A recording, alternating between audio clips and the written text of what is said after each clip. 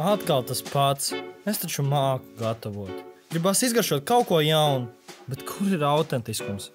Kur ir sajūta, ka tā ir īstā garša? Man jāsāk meklēt iedvesmu. Bet kur? Kāda zīme iedvesmē man tiešām noderētu? Gaidāms izstacīgs kotlešu lietu. Lielāko dienas daļu būs apmācies laiks. Taču tas nav iemesls savu brīvdienāku būt. Neieplāno tieši tur, Zemgalē. Zemgale? Zemgalē! Laikam tomēr vajadzēja noklausīties laika ziņas līdz beigām. Kurš to būtu domājis, ka no aitu piena var pagatavot tik daudz kā garšīgi? Nogatavinātais siers, svaigais siers un pat grilsiers. Nespēju aizmirst aitu piena, jogurtu un saldējumu. Satiekot visu aitu baru, saimniece piedāvāja pagaršot tikko slaugto aitu pienu. Tas bija lielisks veids, kā sasildīties šajā augstajā dienā. Un nudien gastronomisks piedzīvojums. Atgriežoties pie tradicionālām vērtībām, devos uz garšu banku, lai noskaidrotu, vai Marats ar savu izcilu atsauksmi Facebookā nav melojis. Saņemot ēdienkarti, es sapratu, ka te ir tik daudz kā laba, tāpēc jautāju, lai parāda man, kā šeit top tās izcilās karbonādes. Pavāri šeit profesionāli, ar gardu smaržu apkārt tik daudz. Man iemācīja gatavot tik garšīgas karbonādes, ka nu vairs nekad negatavošu tās pēc savas vecās receptes. Paldies tev, Marat! Tev bija taisnība. 5 zvaigznes arī no manis.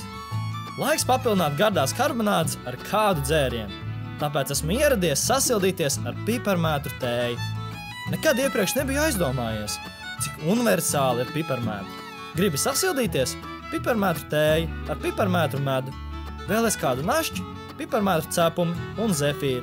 Patīk relaksējošas procedūras, piparmētru sīrups un sveces. Saimniece parūpējās par to, lai spētu sasildīties ne tikai ar karstu tējas palīdzību, bet arī ar jauko stāstu klātbūtni. Paēst garšīgi un paēst pie dabas klēpja, kuras apkārt klusums un miers.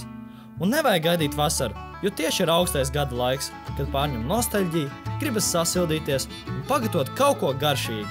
Vai jūs ticēsiet, ka pateicoties meistarklasei no paša sēļu sētas saimnieces īpašajām receptēm, es iemācījos pats pagatavot un nogaršoju popeļus un kumeļu olas?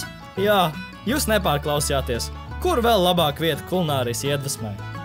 Mana vecmāmiņa vienmēr stāstīs par to, ka mīlestība iet caur vēderu. Zemgalē laikam ir vislabākās saimnieces un saimnieki, jo jau atkal, pateicoties gardajiem ēdieniem un uzņemšanai, esmu iemīlējies vietā, kur mani lutina ar pašceptu pīcu.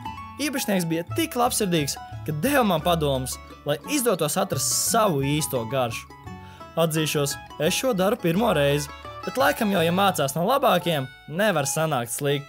Un izrādās, šeit pīcas gatavo arī no griķu mīklas. Mani priecē, pagaidām visu daru pareizi, jo pirmais jau ir izpildīts. Esmu ieradies īsto garšu meklēt Zemgalē. Labo sajūtas nepazaudēju un ņēmu līdzi.